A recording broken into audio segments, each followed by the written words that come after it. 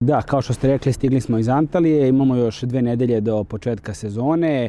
Što se tiče Antalije, imali smo 4 utakmice u 9 dana, na svaki drugi dan smo igrali utakmicu, negde sa ekipama koje su izuzetno kvaliteta. Mislim da smo na većini utakmica pokazali ozbiljan kvalitet, imali smo problem malo sa igračima što se tiče trovanja hranom i svega toga tamo što je prirodno kod njih, tako da nismo mogli na svakoj utakmici da budemo kompletni.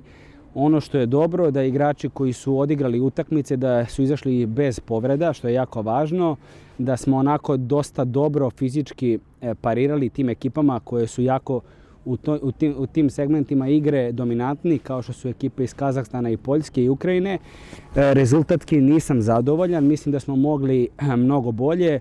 Na nekim utakmicama smo jeftino primali golove, ali ono što me raduje je da smo na svakoj utakmici dali gol ili 2 i to je ono što je dobro. Isto tako bi pohvalio celu grupu.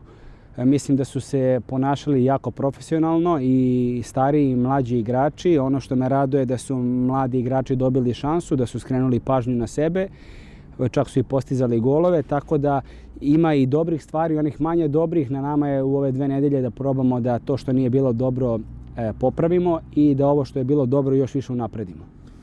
Da li веќе го дефинирате начелно првиот состав на Брера за пролетниот дел по она што го видовте како потенцијал кај сите фудбалери? Da, sigurno da se onako obrisi ekipe polako naziru. Ima tu nedoumica, naravno uvek sve zavisi od protivnika s kojima igramo, pa igrači koji će nam biti potrebni, ali onako grupa se polako formira, tako da blizu smo da nadam se izaberemo startnih 11 koji će izaći za prvo kolo. Бојане, во есенскиот дел имавме проблем со реализацијата дефинитивно.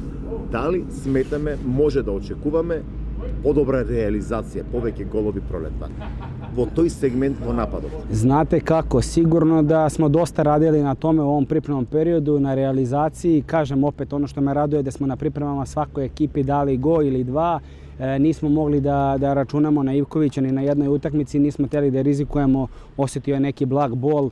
Bitno nam je prvenstvo, bitno nam je da svi budu zdravi, tako da nadam se da će biti golova, ekipa dobro radi, dobro se ponaša, tako da sam ubeđen da će biti sve kako treba.